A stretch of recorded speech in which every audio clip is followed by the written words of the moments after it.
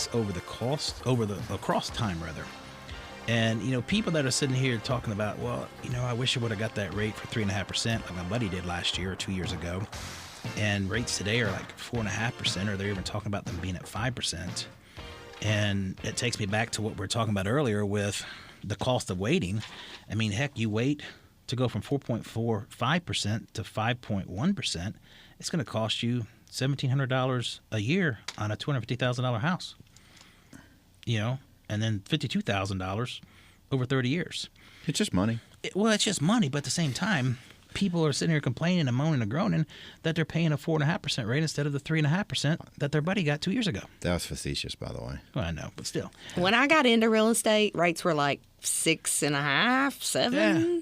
I mean, back in the 80s, 12.7%. If you go back to the 2000 rates where it was an average of 6.29%, that same $250,000 house was now costing you $1,546, whereas today it's only costing you $1,259.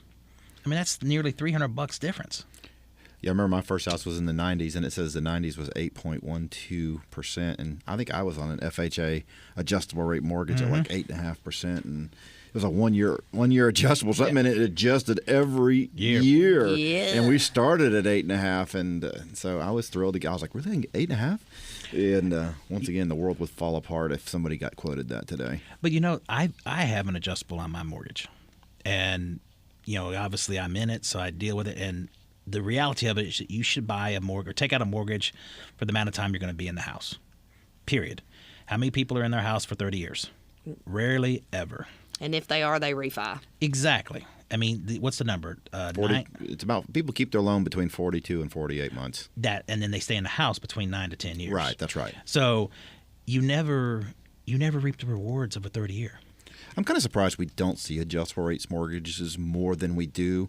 I've seen some come through, more so lately than I have in the past. But, I've got some I think house. it's because they had that stigma for a while after, Well, they got the stigma, but then rates have been so low. Yeah. They've compressed down to where there was no difference between the 30 years and the adjustables. Right. There wasn't much of a difference, so it was like, okay, I'll pay a quarter more for a 30-year. It's a no-brainer at that point.